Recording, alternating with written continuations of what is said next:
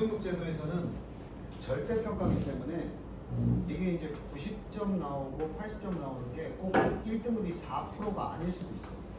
그래서 지난주까지만 해도 요번에 가채점에 보니까 영어가 역대로 1등급이 가장 두 번째로 적었다고 그러더니 어제 수정이 됐어. 어제 수정이 돼서 1등급 나온 숫자가 가장 역대상 적었대. 요번에 수능이 3.17%가 나왔어. 1등급. 이게 전국으로 따지면 1등급이 15,000명 정도야. 그러니까 지금 얘네 한 얼마 되지? 한 50만에 가까운 이 수험생들이 있는데 그 중에 탑 찍은 애들이 얘네들밖에 없다고. 그래서 올해 이제 어제부터 뉴스가 불영어다. 이렇게 된 거야. 이게 문제가 심각한 게 이런 애들이 있거든. 정시는 고사하고 최저 등급을 맞추겠다는 애들이 있어. 최저 알아? 최저. 얘네는 최저 있는 거 쓸래 없는 거 쓸래. 선생님하고 공부해가지고 어떤 과목에 대해서 자신감이 있으면 최저 있는 과목을 지원하는 게 훨씬 더 유리해요. 왜냐하면 수시에서 입시제도를 알아야 공부 목표가 생기니까 얘기해요. 수시에서 최저가 없는 게 있어. 최저가 반영되는 게 있어. 당연히 공부 안 하는 애들이 어디 많이 지원하겠니? 최저? 없는 거. 수능 부담 없으니까. 저기 저 효자고등학교 가면 아예 선생님들이 모의고사 점수 안 나올 테니까 야 최저 있는 거 말고 최저 없는 거 써. 이렇게 권하는 분위기야 저쪽. 그러다 보니까 이걸 쓰면 뭐가 낫지? 최저 있는 걸 쓰면 일단 경쟁률이 좀 낮아져. 이건 내가 부담을 가지고 공부를 더 하겠다는 애들이기 때문에 사실 톡 깨놓고 얘기하면 공부를 안 하겠다는 애들이 더 많지. 그치? 그래서 이제 뭐 특정 학교 얘기해서 미안하지만 효자 애들은 고3 되면 너 수능 보냐? 뭐 이런 말도 나와. 저 수능 안 볼 건데요? 안 봐도 입시가 돼. 최저가 없는 전형이니까. 논술 전형이라고 하지. 이 논술은 거의 90% 이상 다 최저가 들어가. 그래서 논술은 일단 논술은 얘네가 수리 논술 그러면 어려운 문제를 10까지 다 해서 푸는 거라고 생각하면 되고 교과서에서 벗어난 문제를. 사회 논술은 얘네가 어떤 사회적 현상에 대해서 자신의 주장을 펼치는 글을 쓴다고 생각하면 돼. 근데 이거는 따로 공부해도 뭐 완성이 될 수 있거든. 수학을 너무 좋아한다든지 아니면 어려서부터 뭐 논술학원 다녀가지고 이 사회 논술 잘한다든지. 근데 이 논술이 만만해 보이지만 일단 최저를 통과해야 돼. 통과해야 되는데 그럼 최저가 무엇인가? 정시 얘기도 안 했어. 내가 이 시작은 물론 수능을 다 잘 보면 이번에 TV 나오더만 뭐 수능 만점자 뭐 이재용 이부진 아들인가 뭐 한 개 틀렸다며. 근데 의대 안 간다 그래서 지금 이슈가 되고 있잖아. 수능에서 전 과목에서 하나 틀렸대. 그 정도면 서울대 아무 학과나 지원한대. 의대 포함해가지고. 근데 그 정도면 다른 애들은 서울대 의대 가야지. 그런데 저는 의대 가고 싶지 않습니다. 아버지의 과학을 물려받기 위해서 경영학과를 가겠습니다. 이런 이슈가 되고 있지. 사람이고.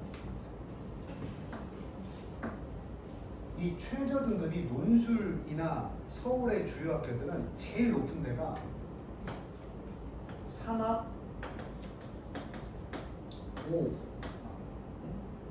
제일 높은 데야. 또 2합 4 계산해. 그러면 몇 등급 맞아야 되는 거야? 3합 5니까 다 2등급 맞으면 안 되지. 둘 하나 이렇게 맞추든가. 2합 4면은 두 개 다 2등급 이상 맞았어. 누가 왔어? 나왔어. 들어오겠지. 그럼 선생님이 지금 여기다 썼는데 이해가 있어야 돼. 최저 말만 들었지 선생님이 설명하는 거야. 수능 과목이 몇 개야? 9, 0, 수, 탐구가 2개지. 근데 탐구가 몇 점인지 알아? 수능에서? 탐구 과목이. 국영수는 100점이야. 탐구는 50점이야. 그래서 옛날에는 있잖아. 탐구 두 과목을 합쳐서 한 과목으로 쳐줬어. 근데 그러니까 공부할 건 전혀 다른데 빡세잖아. 두 개 다 합쳐서 나와야 되니까. 그래서 요즘의 대학들은 50점짜리도 그냥 하나로 봐줘. 그럼 여기에 뭐가 녹아있다? 3합 5 그러면 꼭 100점 국어, 영어, 그 다음에 사탐 50 이렇게 들어간대. 요즘은 그게 완화가 됐어. 선생님 이거 개빡센데요? 서울의 중하위권 대학, 서울이야 인서, 그래도 인서울이야. 중하위권 대학들은 심지어 3합 10도 있어. 계산 편리지. 3합 10이 얼마야? 3, 3, 4 맞아 붙어. 오케이? 어우, 주목받는 거 좋아하나 봐.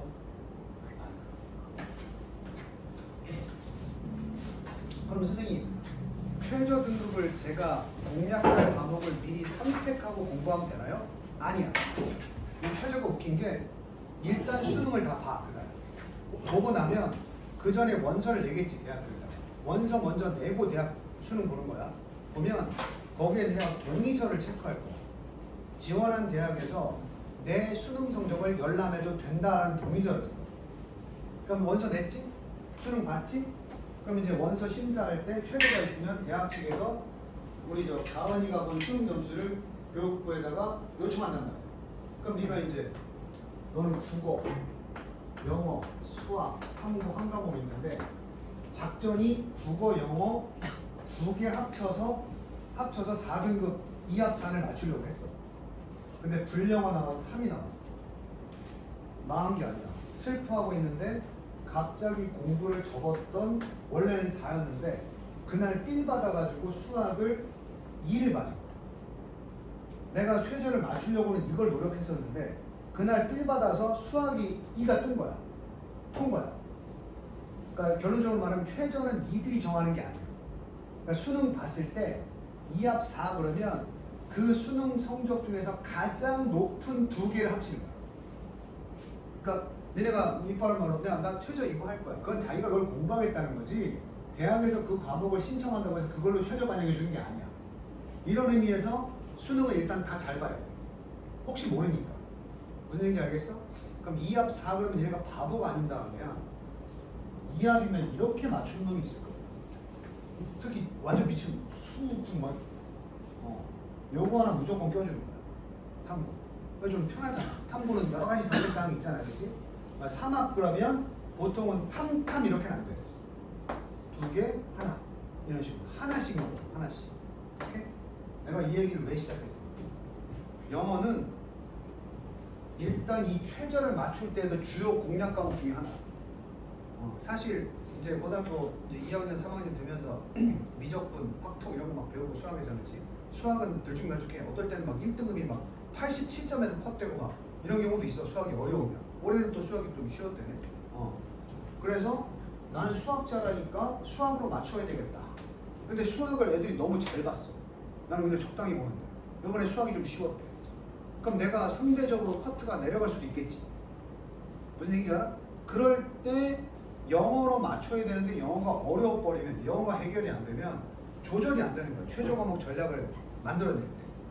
그래서 다른 과목은 다 열심히 공부하는 영어는 조절용이야. 조절. 무조건 하나 들어가서 내가 최저 맞추는데 활동을 해야 돼. 얘가. 오케이? 그러니까 국어 좀 잘해. 수학 좀 잘해. 국수로 맞추는 애들 거의 없어. 무조건 영어 하나, 탐구 하나를 끼고 들어간다. 오케이? 그래서 영어는 이걸 묵직하게 공부해가지고 영어 달인이 되는 게 중요한 게 아니야. 최저만 맞추면 돼. 최저 등급. 오케이? 그리고 나는 정시기 때문에 1등급을 꼭 맞아야 되겠다. 영어를. 그럴 때에도 100점을 맞지 않아도 돼. 아니, 선생님 그래도 좀 불리할 정시에 이번 정시 얘기야. 90점 영어 1등급이나 100점 영어 1등급이나 가산 점수가 똑같아. 영어만 그래. 근데 수학은 1등급하고 2등급 사이를 정시에서 어떻게 나누냐면 원점수를 보고 표준점수 환산해서 1.1, 1.2 이렇게 나눠. 그러니까 수학은 같은 1등급이라도 같은 1등급이 아니야. 수학은 정시 때 또 나눠. 영어는 안 나눠. 그래서 내가 일요일날 오늘 수업을 시작할 텐데 공략이 필요해. 영어는 100점을 맞겠다기보다는 1등급을 찍겠다. 물론 어떤 친구는 내 목표는 2등급이다. 그럼 좀 더 완화가 되겠지. 그지? 그래서 앞으로 니네가 고등학교 올라가서 모의고사를 볼 때 일정한 점수가 나와야 돼. 일정한 점수. 그러니까 봐봐. 어떻게 예상이 돼? 고등학교 때 모의고사 보는데 자 3 찍었어. 다음 시험에서 1 찍었어. 그 다음 보니까 4 찍었어. 그 다음에 뭐 또 다시 2가 나왔어. 그 다음에 6이 나와 갑자기. 얘는 예측이 안 돼. 수능날 어떻게 볼지에 대해서. 그럼 이거는 거의 그거 찍고 있는 거거든. 얘들이. 물론 찍어서 1등급 좀 무리가 있겠지만. 그럼 어떻게 나와야 되냐? 한 등급 안에서 왔다 갔다 해야 돼. 2, 3, 2, 3, 2, 3. 이거는 예상이 되지. 잘 보면 2등급, 좀 망하면 3등급이겠구나. 아니 선생님 근데 그걸 어떻게 알아요? 시험 보기 전에. 그래서 오늘 수업의 시작이에요. 이 영어 수능은 지문의 내용은 몰라. 올해 이제 수능이 어려웠다는 건 지문의 내용이 어려웠어. 정확히 정리하는 거야. 올해 수능이 불수능이다. 지문의 내용이 어려웠다는 얘기야. 사회 심리학과 정치, 경제 막 이런 내용이 어려웠다는 얘기야.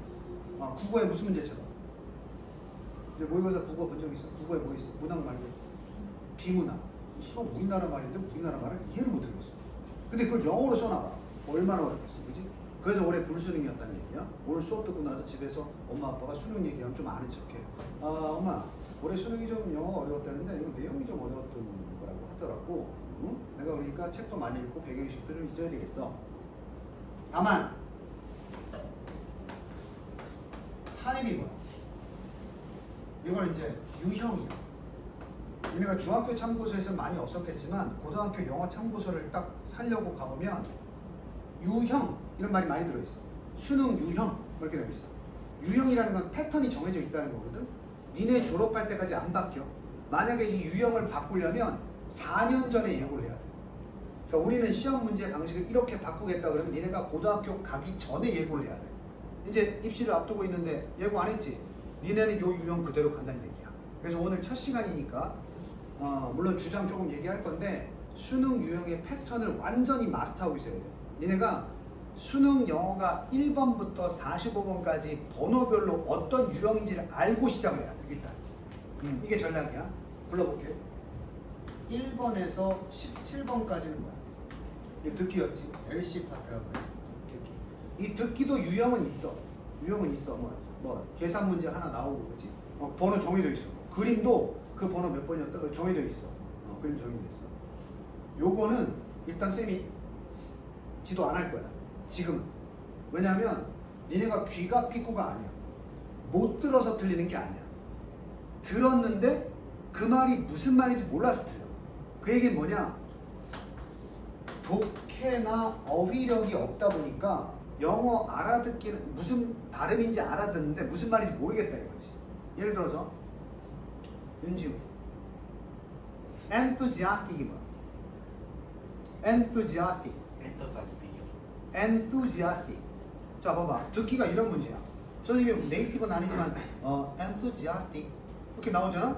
그러면 이제 이게 무슨 말인지 알아야 내가 듣고 나서 문제를 해결할 수 있잖아. 어휘력이 안 되니까 귀는 뚫렸는데 무슨 말인지 몰라서 틀린다고. 그래서 내가 지금 고등부에서는 듣기 잠시 놔두고 어휘력 늘리고 독해력 늘려놔야 돼. 그 다음부터 듣기 연습하면 이 듣기는 솔직히 석 달만 해도 수능 영어 다 잡아. 왜냐면 이게 유일하게 난도가 높아지지 않는 게 듣기거든. 그래서 지금 기사 본 사람 알겠지만 너무 난이도가 낮다 보니까 지금 듣기 폐지론이 돌고 있어. 그래서 그래. 이거 의미 없다 이거지. 애들의 변별력을 가려내는 데 있어서. 그리고 대학에 가서 원어민 수업도 들을 것도 아니고 어차피 내가 지난번에 얘기했지만 영어로 된 책을 읽고 공부를 하는 게 중요하기 때문에 독해력을 더 신장시켜야 되는 게 아니겠느냐. 듣기 폐지로 나오고 있다고. 하지만 니들은 아직 안 바뀌어. 듣기는 보긴 봐. 그래서 아마 중학생인데도 고등학교 듣기 문제 풀어보면서 야, 이 수준이 왜 이것밖에 안 돼? 그런 느낌이 있었다면 제대로 본 거야. 듣기는 그래서 거의 3학년 때 애들이 마무리할 때만 공부를 해. 나머지는 다 나머지 28문항에 대해서 공부를 하는데 필기할 수 있으면 하는 것도 좋고 18번부터 등장해. 18번. 내가 유형 정해져 있다고 그랬지? 목적이라고 해야 돼. 내가 지나가다가 복도에서 윤지호 18번이 뭐냐? 그럼 목적 이렇게 나와요. 목적은 소위 글의 목적이야. 그러니까 지문을 던져주고 이 글을 도대체 왜 쓴 거냐 이렇게 물어보는 건데 선택지인데 선지라고 할게요. 선택지 선지. 선지가 100% 한글로만 나와. 이게 유형이야. 아니 선생님 어쩌다가 선택지를 영어로 낼 수 있잖아. 안 내. 니네는 졸업할 때 고3 수능 볼 때까지 18번의 선택지가 한글이야. 지금 살짝 넘겨볼게. 거기 앞에 내가 18, 19 유형은 넘어갈 건데 그래도 봐야 되니까 지금 12페이지부터 A파트의 목적 찾기를 보면은 뒤에 쭉 한 장씩 넘겨보면 그 목적 기출이 나와 있을 거야. 한글 선택지 아닌 거 있으면 얘기해봐. 19번까지 다 한글이지. 그리고 예리한 관찰력. 그 선택지의 끝이 다 어떤 조사로 끝나는 거야? 하려고지. 하려고야. 그 하려고 앞에 있는 단어가 핵이야. 홍보하려고. 설득하려고. 그것만 찾아내면 끝이야. 오케이? 요것도 세부 공략은 선생님이 따로 해줄 거야. 지금 중학교 때 풀어봤을 때 이 문제 그렇게 많이 틀렸어요. 선택지도 한글이고. 그냥 무슨 목적인지만 파악하면 다 맞출 수 있으니까. 요런 게 2점짜리야. 지금 수능시험지에서 3점이라고 표시가 안 돼 있으면 2점이야. 2점이야. 이거 때려 죽여도 3점 안 나와. 무조건 2점이야. 자, 19번. 심경이나 분위기라고. 뭔지 알지? 글쓴이의 심경 변화로 알맞은 것은. 어떻게 쉽냐? 전체적인 글의 분위기를 묻는 게 쉽냐? 심경의 변화를 묻는 게 쉽냐? 선택지 개수가 틀려져. 전체 글의 분위기만 물어보면 답안지의 단어는 하나만 있습니다. 근데 심경 변화를 물으면 처음에 이랬는데 나중에 이렇게 됐다. 그치? anxious 하다가 believed 됐다. 그러니까 단어가 2개 있어야 된다니까. 이거는 선지가 영어인데 보통 형용사 단어가 나와. 있잖아. 불안한, 논란, 짜증난 이런 거 있잖아. 그지? 이것도 때려 죽여도 2점이야. 자, 그런데 이걸 대부분 아이들이 틀린 이유가 대충 읽어도 뭐만 파악하면 되는 거야. 분위기만 파악하면 되잖아, 사실. 그래서 정확한 독해력이 필요 없잖아. 근데 왜 틀리는 줄 알아? 선수의 느낌. 그럼 이제 또 한번 볼 거야. 지금 주장 찾기 넘어가기 전에 거기 24페이지 봐봐. 패턴이 딱 정해져 있지? B1, B2 넘겨봐. 그 기출문제 딱 뒤에 쭈루룩 나오는데 다 선지가 지금 분위기나 심경을 나타내는 단어들로 선지가 만들어져 있지. 그리고 화살표되어 있는 게 다 변화 문제야. 최근에 6개년간 수능은 무조건 분위기가 아니라 심경 변화만 나왔어. 올해도 선생님은 심경 변화가 계속 나올 거라고 생각해. 심경 변화. 그 선지를 나중에 니네들이 암기를 해야 돼. 그 선지, 심경을 나타내는 선지들. 선생님 이거 다 외우려면 시간 엄청 걸릴 것 같아. 아니야. 이거 개수가 50개도 안 돼. 고등학교 3학년 때까지 있잖아. believed, 뭐 anxious, nervous, excited, interested, irritated 이런 거 있잖아. 짜증나고 뭐 scared, 겁먹고 있잖아. 50개도 안 돼. 그래서 이거는 니네가 나중에 문제 풀 때 선지에 내가 모르는 그 신경 단어가 나오면 그때그때 조지면 돼. 한 바닥으로 다 외우려고 하지 말고. 예를 들어서 이런 게 자주 등장하는 단어인데 이게 무슨 단어야? indifferent. 이런 거 외우면 돼. indifferent 또 다르지 않은 어쩌고 하지 말고 이게 무관심한. 근데 센스 있는 게 어떤 건 줄 알아? 야, 심경 변화를 물어봤는데 보통 슬프다가 무관심해졌다. 무관심하다 관심해졌다. 이렇게 안 나와. indifferent를 알아두긴 하는데 이거 포함되면 답일 확률이 좀 떨어져. 극단적인 것들. 뭐 있어? 겁먹음, 안심한 그런 거 있잖아, 그지? 뭐 frightened에서 뭐 나중에 relieved 이렇게 간다든지. 오케이? perplex, idiot. 그럼 다 한 거지. 이런 거 외워주면 돼. perplex는 당황한, embarrassed 이런 거야. 오케이? 지금 쫄지 마. 이거 앞으로 공부하면서 문제 풀면서 다 외우면 돼. 그냥 눈으로 들어와. 자꾸 풀다 보면. 그래서 소위 선생님이 이 2개는 실업계도 풀 수 있는 문제야. 그러니까 절대 틀리면 안 되는. 자, 그러면 이거 듣기 다 맞았다고 치고, 듣기 다 맞았다고 치고, 듣기가 이거 2개 몇 점이야? 100점 만점에 4점은 무조건 확보하는 거야. 그러니까 니네가 내가 아까 얘기한 유형의 정리가 돼 있어야 되는 게 뭐냐면 이번에 모의고사나 수능을 볼 때 18, 19가 무슨 내용이 나오든 난 이 2 문제는 맞춘다. 이렇게 돼 있어야 돼. 그러다 보면 반대적으로 어떤 문제도 있겠어. 이건 나오면 틀릴 수도 있어. 하는 게 있겠지. 그럼 그걸 계산해 보면 내 예상 점수가 나오는 거야. 그게 작전이야. 그래서 오늘 첫 시간이니까 좀 선생님이 정리를 할 거야. 이제 인문계 본론이 시작돼. 20번부터가 본격적으로 문제풀이가 시작된다고 보면 돼.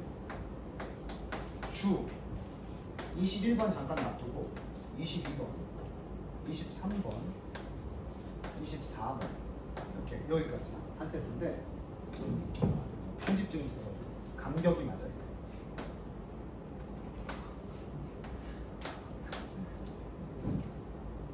주, 요, 주, 제. 여기 쉽지? 주요, 주제. 아니, 주요한 주제를 찾으라는 거 아니야? 주요 주제? 주장, 요지, 주제, 제목이야. 이 네 문제가 같은 문제야 사실. 아니 주장이 뭔지 알아보는 거와 요지가 뭔지 아는 거 같은 거 맞아? 어떤 사람이 글을 썼어. 이 글의 주장이 뭐니? 이 글의 요지가 뭔데? 이 글의 주제가 뭐야? 그럼 이 글의 제목은 뭐겠어? 이거 다 전체적인 글의 내용 파악하는 문제야. 주요 주제. 요 순서대로 나와. 이것도 랜덤이 아니야. 그래서 내가 아까 뭐라 그랬어? 지나가다가 툭 치면서 야 수능 20번 뭐야? 주장. 23번 뭐야? 제목이. 이렇게 나와야 된다고. 오케이? 주장 문제의 특징. 요거 두 개 묶을게. 선지가 무조건 한글. 조금 편하지. 그렇지 않냐? 아무래도 선택지가 한글은 좀 편하잖아, 그지? 같은 문제인데 얘네들이 왜 어렵냐? 얘네가 선지가 영어야. 근데 얘처럼 그냥 하나의 형용사 단어 이런 게 아니라 이 선지 자체가 문장이 된다고. 무슨 얘기인지 알겠어? 그러다 보니까 이건 선지 자체도 뭘 해야 돼? 해석을 해서 맞춰내야 되기 때문에 이것보다는 좀 난이도가 높지. 됐나? 그래서 이것도 무조건 2점이야. 한글 선택지. 주제. 가끔 3점이 나와. 가끔 3점이 나와. 올해 23번도 매우 어려웠어. 매우 어려웠어. 제목은 대부분 2점. 이 3점이 되느냐 2점이 되느냐는 랜덤이야. 그 당시 시험 문제 그 특성을 보고 왔다 갔다 하긴 하는데 유형은 안 바뀐다 얘기하는 거야. 오케이? 요 네 가지 풀이법은 그래서 동일해. 이따가 쌤이 주장 문제, 오늘은 주장 단원을 할 거니까 그때 이제 샘플링 하도록 하고 21번은 함축어부의 의미 파악이라는 문제예요. 원래 이 유형이 없었어. 이거 생긴 지 한 7, 8년 됐나? 이 유형이 없었어. 신유형인데 원래 이 문제 대신에 뭐 있었는 줄 알아? 개어접한 거 있었어. 근데 학교 내신 보다 보면 다음 밑줄 친 희가 가리키는 대상이 다른 것을 고르시겠지. 그렇게 쉬운 문제였어. 근데 그게 문제가 너무 쉬우니까 한 문제를 그걸 없애버리고 이걸로 바꿨어. 근데 너무 어렵게 유형을 바꿔버렸어. 이게 뭐야? 너네 본 적이 있겠지만 전체 영문에서 영어로 된 밑줄을 쳐놓는 거야. 삶은 계란이다. 좀 너무 황당한가? 삶은 용광로다. 이랬어. 그럼 우리말도 삶은 하나의 용광로다. 이랬어. 그럼 그 용광로를 우리가 이해하는 게 아니라 용광로가 어떤 의미가 있지? 그걸 파악을 해야 되잖아. 사고력이 필요하잖아.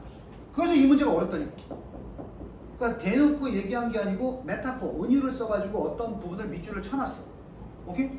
그런 다음에 그것의 의미가 뭐냐인데 이건 미안하지만 선지가 또 뭐야? 영어야. 이중고야. 이중고. 뭐 밑줄 친 부분에 대의적인 의미도 파악해야 되는데 이게 이런 얘기구나. 딱 보니까 다 선택지가 영어야. 또 해석을 해야 돼. 이게 3점이 많이 나와. 이 표시. 이게 거의 3점으로 줄게.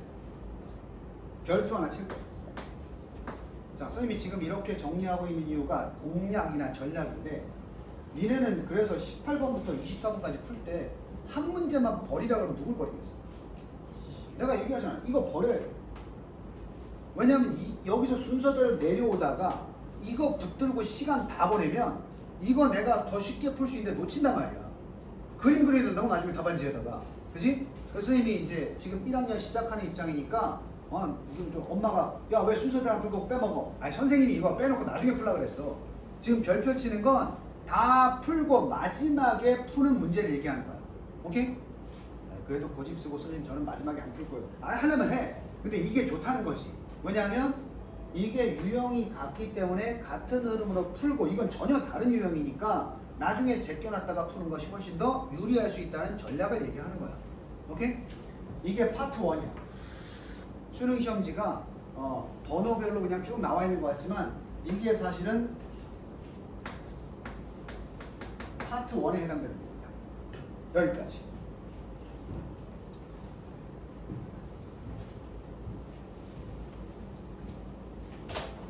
그러면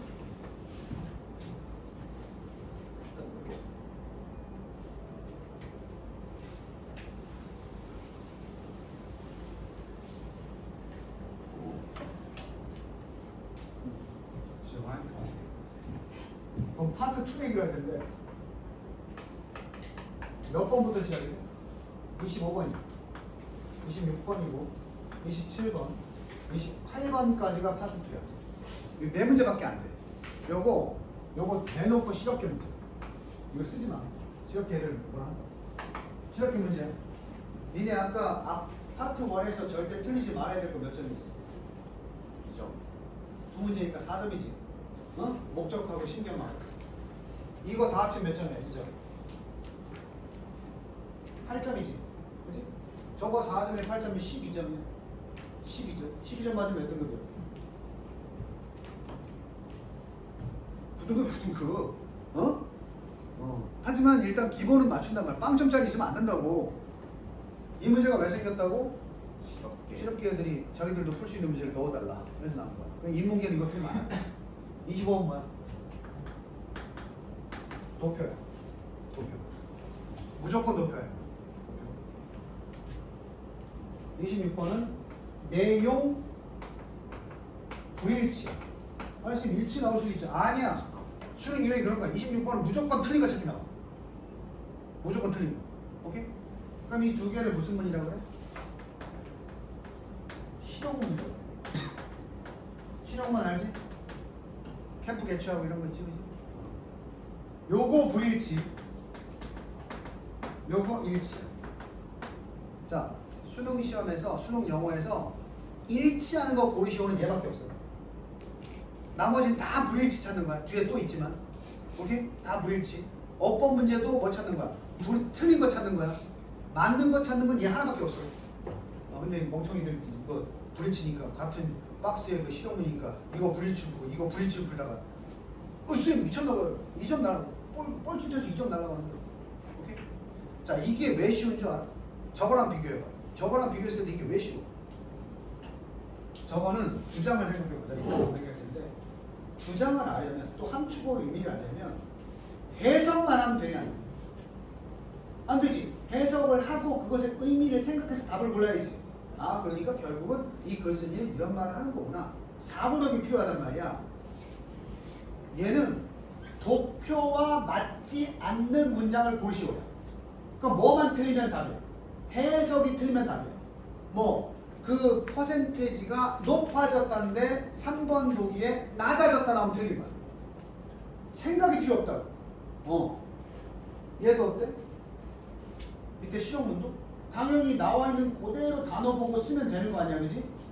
이건 선생님 뭔가요? 근데 기억을 하나 모르겠지만 그 내용 불일치가 보통 그 어떤 유명한 사람, 뭐 존 팔가마타 씨는 어린 적 런던에서 태어났으나 어릴 때 교육을 어떻게 받고 마지막에 돼졌다. 그거 나오는 거 알지? 또 뭐 있어? 사막 거북이는 먹이를 섭취할 때 이런 방식을 사용하여. 이거 대부분 설명문이나 전기문이야.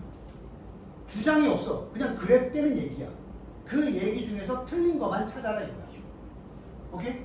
그래서 이거는 말 그대로 뭐만 잘하면 푸는 문제가 이 네 가지야.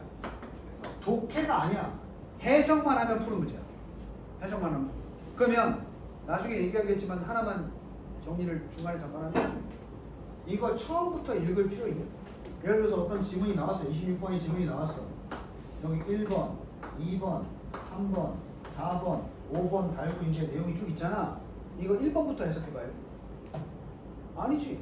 그냥 밑에 있는 선택지 1, 2, 3, 4, 5번이랑 만나 틀린만 보면 되니까 4번 한 이 정도 있으니까 번호가 없겠지. 이 정도가 4, 1, 2, 3, 4 정도. 여기 먼저 해석해서 만나볼까? 이래도 돼. 나중에 또 얘기할 거야. 이거는 중간에 틀렸을 만한 데를 먼저 해석해봐서 바로 답을 쓸 수도 있어. 도표 문제. 도표. 야, 도표 나와있고 본 적 있지? 도표 나와있고 1번부터 1, 2, 3, 4, 5번 도표랑 맞지 않는 건 찾아라 나오지? 1번부터 해석해봐야 돼. 답이 몇 번이 제일 많겠어? 수능에서. 도표 역대 몇 번이 제일 많았겠어? 4번. 4번이야. 그럼 니네가 시간 아끼려면 4번 문장부터 해석해봐서 도표랑 보는 게 유리하지 않겠어? 그래서 분명히 틀린다 그러면 시간 아끼는 거 아니야. 1번부터 해석 안 해도. 그런 게 다 나중에 선생님이 알려줄 공략이야. 넘어갈 거야. 파트 2 끝났어. 다시 파트 3. 29번부터 시작되는데 이게 바로 어법이야. 딱 한 문제 있다는 어법. 미안한데 이건 내가 표시를 안 했지만 다 몇 점이야? 2점. 2점이고 어법 몇 점 나올 것 같아? 3점. 안 나와. 2점밖에 안 나와. 그래서 문법 쫄지 말라고. 고등부 문법이랑 고등부 수능 문법이라는 게 3점에 해당될 정도로 막 복잡한 걸 내는 게 아니야. 이거 내가 방학 때 특강할 건데 공식이 있어. 공식. 그 공식만 적용시키면 뭐 현재 완료의 개념이 뭐고 막 능동태 수동태 이런 게 뭔지 몰라도 그냥 그 공식도라면 수능 영어는 해결이 돼. 근데 선생님이 그럼에도 불구하고 문법 개념을 지난 시간처럼 설명해 주는 거는 학교 선생님들이 내신에 내기 때문에 설명하는 거야. 수능은 그냥 공식이야. 예를 들어서 능동이면 뒤에 타동사 할 때 을을이 있으면 능동이고 수동이면 전치사 플러스 명사구나 부사구나 아무것도 없으면 수동이고 즉 ing를 쓸 때와 pp를 쓸 때 다르니까 둘 중에 뭐 선택하라 그러면 뒤에 을을 있으면 ing 아무것도 없거나 전명 있으면 pp 이렇게 되는 공식들이 있어요. 그래서 29번은 패턴이 딱 정해져 있다는 거. 뭐가 나올지 모르겠어 이런 게 아니야. 올해도 내가 그래서 자랑삼아 얘기했지. 올해 3학년들 내가 문제 찍어줬다 그랬지. 뭐 나올지 딱 맞췄어. 내가 심지어는 정답이 2번이 제일 많을 것이다. 어법이 2번 나왔어. 동사 유무로 2점밖에 안 돼. 30번 어휘야. 별표. 이건 3점이 나와. 어휘가 뭐냐면 기억을 떠올려봐. 문법이랑 비슷하게 생겼어. 근데 다음 글의 내용상 어울리지, 내가 불리치만 찾는다 그랬지? 어울리지 않는 어휘를 고르시오 이렇게 나올 거야. 어? 이거 봐. 이렇게 지문이 있어. 이 글의 주장을 찾아라. 그럼 우리가 한두 줄 빼먹어도 주장은 알 수 있어 없어? 있어요. 있지. 무슨 말 하는지 대충. 그래서 너네 그런 적도 있잖아. 쭉 읽다가 아 이거 모르겠는데? 그럼 나머지 내용 읽고 주장을 찾아내잖아. 어휘는 뭐냐면 이런 내용 중간중간에 어떤 어휘를 써놨어. 그러면 여기까지 읽으니까 무슨 말인지 알겠어. 근데 그 내용에 부합하는 단어를 썼는지를 확인하려면 여기까지 읽어야 되는 거예요. 내 말 무슨 말인지 알겠어? 자, 주장은 이렇게 대충 이런 얘기 이러면 돼. 근데 5번이 만약에 이 내용과 맞는 단어인지 아닌지 확인하려면 주장을 알아도 끝까지 읽어야 되는 거 아니야? 그치? 그래서 이 문제가 어렵다기보다는 무조건 시간이 걸릴 수밖에 없어. 다시 말하면 얘는 처음부터 끝까지 다 안 읽어도 풀 때가 있어. 근데 얘는 처음부터 끝까지 주장도 찾아내야 되고 그 주장에 맞는 단어를 썼는지 끝까지 확인해야 되기 때문에 어쩔 수 없이 시간이 걸려. 그래서 어렵다기보다는 시간을 잡아먹는 문제야. 응? 그럼 이것부터 또 손대고 앉아있다가는 뒤에 아직 문제가 많이 남았는데 여기서 시간 다 보내면 또 망할 수 있겠지? 선생님이 2개 잡아준 거야. 그래서 우리 선배들은 다 그렇게 했어. 시험지 받으면 번호대로 푸는 게 아니고 일단 습관적으로 21번 제껴놓고 30번 제껴놓은 다음에 나머지 풀었다고. 항상 시험이라는 게 쉬운 거 먼저 풀고 나머지 생각을 요하는 걸 나중에 두는 편이 유리하니까. 오케이? 자, 그 다음 헬구가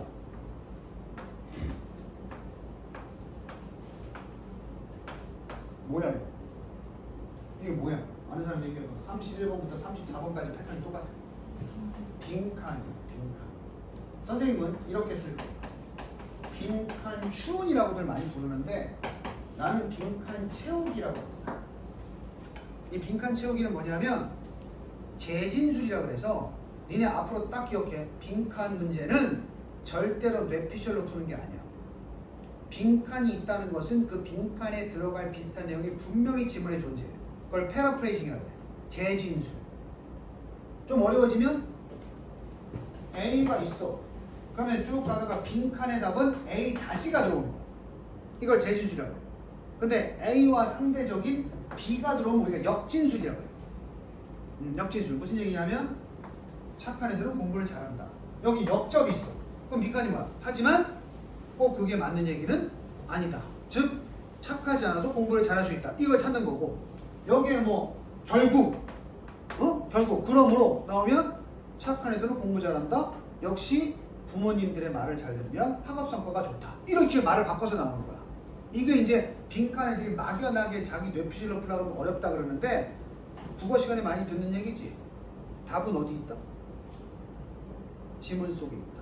그게 31번부터 34번까지야.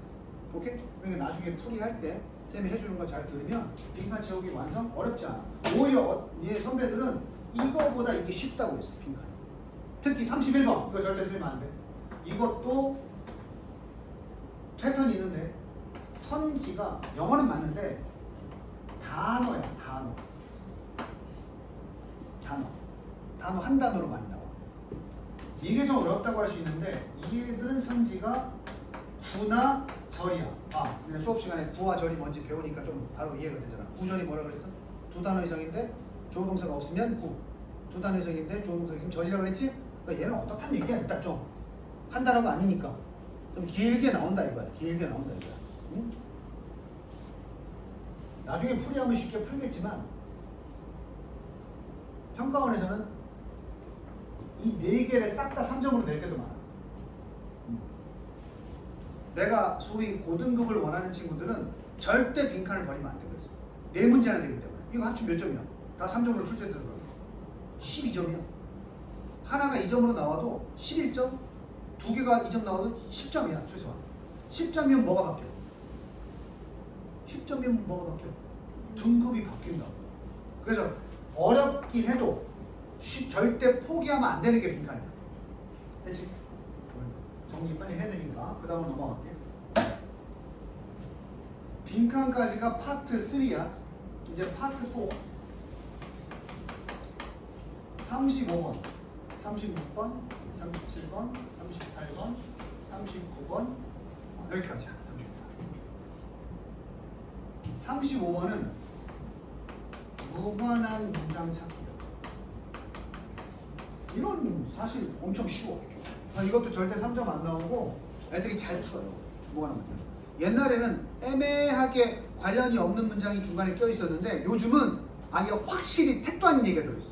그러니까 예를 들어서 윤지훈은 참 수업 시간에 열심히 공부하고 착하고 교우 관계도 좋고 말이야. 그리고 선생님의 숙제 내주는 것도 잘해오고 참 착한 아이인데 정치가 개판이네. 근데 지훈은 선생님이 앞으로 이제 지도에 잘 따라서 잘할 것 같아. 야 중간에 정치는 개판이네가 왜 나와? 뭐 그런 식으로 뻘소리 한다고 그러지. 그래서 이게 생각보다 어렵지 않아. 무관한 문장은. 하지만 이거 뭐 보는 거지? 이 문제의 취지가 뭐겠어? 글의 흐름을 보는 문제지. 글의 흐름을 보는 문제가 바로 글의 순서야.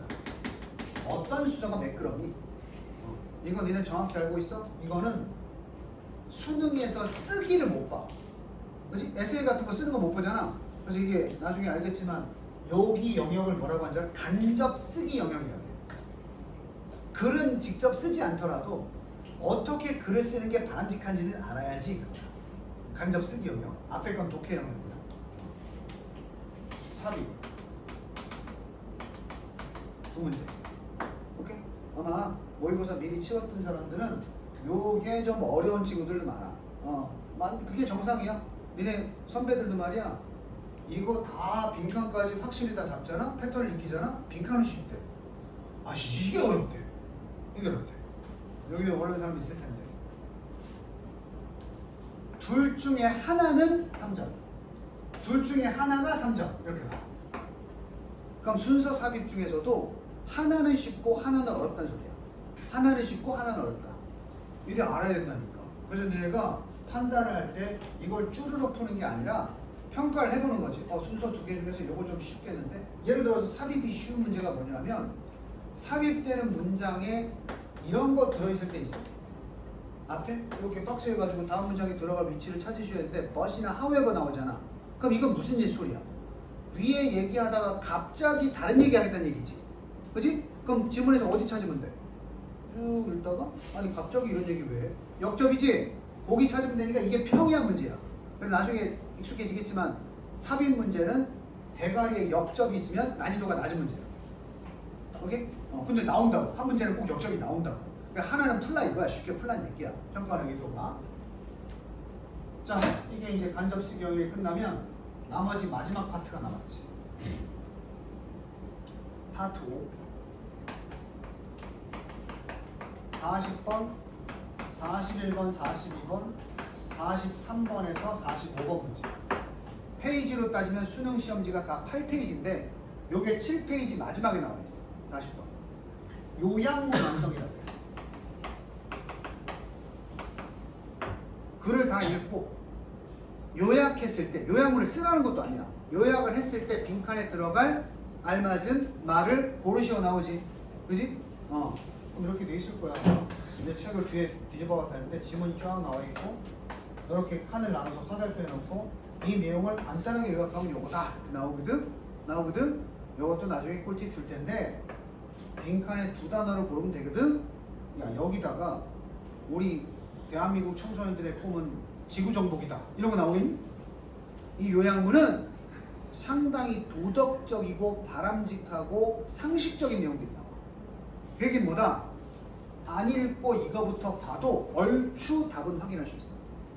나중에 얘기할 텐데 아마추어 애들은 이걸 보지도 않고 그래서 요약문 아씨 뭐야 이렇게 돌림놀이를 하고 앉아있다니까.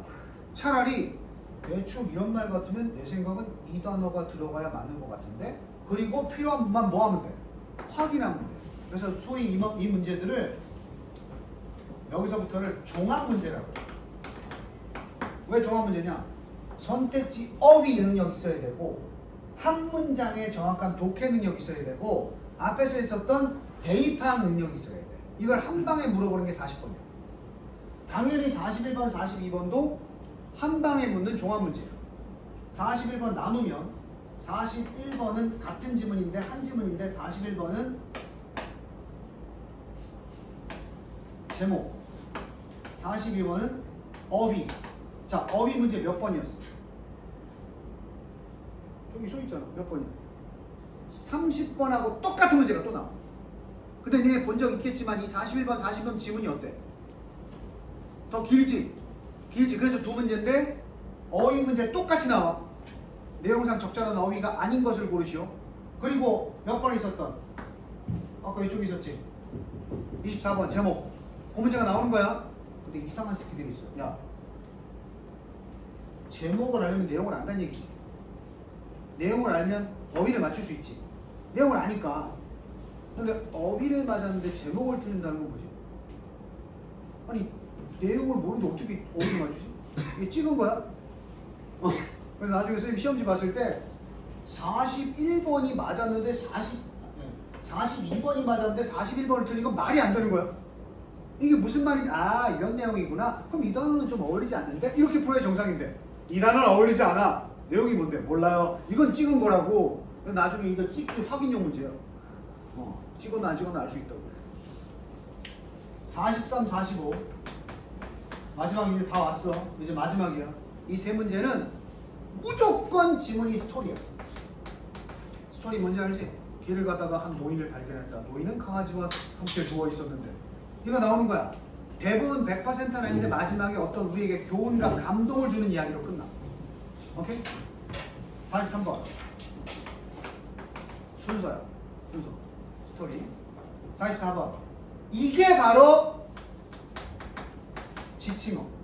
아까 내가 21번이 나타나면서 사라진 문제가 뭐라 그랬어? 다음 밑줄 친 희가 가리키는 대상이 다른 것을 고르시오. 그 허접한 문제 있지? 여기 있기 때문에 또 지운 거야. 옛날엔 따로 또 하나 있었다니까.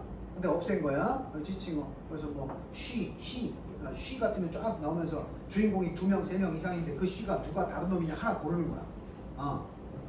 마지막 뭐야? 내용 일치야 불일치야. 이것도 무조건 불일치라고. 내용 불일치. 야, 불일치한 거 하나 찾는다는 건 4개는 뭐 하는지 맞단 소리지. 그럼 있잖아, 얘네가 머리 좋은 애들 활용한다. 이거 40억은 무조건 선지 한글이야. 한글은 직관적으로 눈에 들어오겠지. 그럼 선지만 보고도 대충 이 스토리 내용이 들어와요. 그걸 조합해가지고 순서를 찾는 놈도 있어. 그리고 여기서 불일치하다는 것은 완전히 뻘소리가 나오는 게 아니고 저기 소년과 할아버지는 약속 시간에 내용은 만났다인데 틀린 보기가 만나지 못했다 이렇게 나와. 그러니까 약간 그 부정, 약간 하나만 튼단 말이야. 소재는 같단 말이야. 그래서 이 세 문제가 있잖아. 굉장히 쉬운 문제로 통해. 수험생들한테. 그래서 듣기 끝나잖아. 이것부터 푸는 놈이 있어. 이 세 문제. 오케이? 6점 확보. 어? 지금 필기 다 했으니까 알겠지만 어려운 문제 다 빼고도 최소한 4등급은 나와. 지금 선생님 얘기를 하면 쉬운 유형만 2점짜리 무조건 나오는 것만 정리해도 4등급 듣기 포함해서 60점은 기본적으로 나온다고. 그러니까 내가 지금 나중에 성적을 채점했을 때 3등급에 있는 애들은 3, 2, 1 있는 애들은 뭐 하려고 노력하는 거야. 4등급 이하자들은 그냥 필대로 하는 거야. 전략이고 나발이고. 그러니까 선생님한테 나중에 모의고사 3월 거 보고 나서 몇 등급인지 내가 보고 판단을 해줄 거야. 근데 이렇게 정리를 해준 건 딱 채점하다 보니까 이런 걸 틀렸다. 이해는 해. 근데 여기서 막 까진 점수가 있다. 그럼 나랑 면담이야. 어? 이거는 잘 공부를 안 해서가 아니라 아직까지도 익숙하게 전략을 세우지 못했던 거죠. 그래서 이제 뭐 쉬운 문제는 미리미리 풀고, 그럼 이제 이 정도만 얘기해도 니네가 시험지를 딱 받으면 어떤 문제부터 먼저 손을 대야 될지 감이 올 거야. 그리고 나중에 좀 어려운 문제는 그렇잖아. 나중에 아는 문제 다 풀어놓고 이 문제는 내가 풀어도 정답률이 떨어지니까 틀려도 집에 가서 발 뻗고 자거든. 어? 그래서 승원아, 도표 틀리면 잠이 안 오는 거야. 네가 수험생인데. 어? 빈칸 34번 어렵거든? 틀리면 잠이 잘 와. 아, 더 노력해야지. 어? 몇 번 틀리면? 뭐 여기 아까 저 45번 지칭어 이런 거, 대상 찾기 이런 거 틀리면 잠이 안 오는 거야. 오케이? 이런 걸 틀렸을 때 수능을 망했다 그러는 거야. 우리 망하지 않으려고 하는 거야. 지금 그러면 선생님이 이 정도 정리해 줬으면 다음 주부터는 내가 훅 물어볼 거야. 응? 전호성. 네. 35번이 무슨 문제?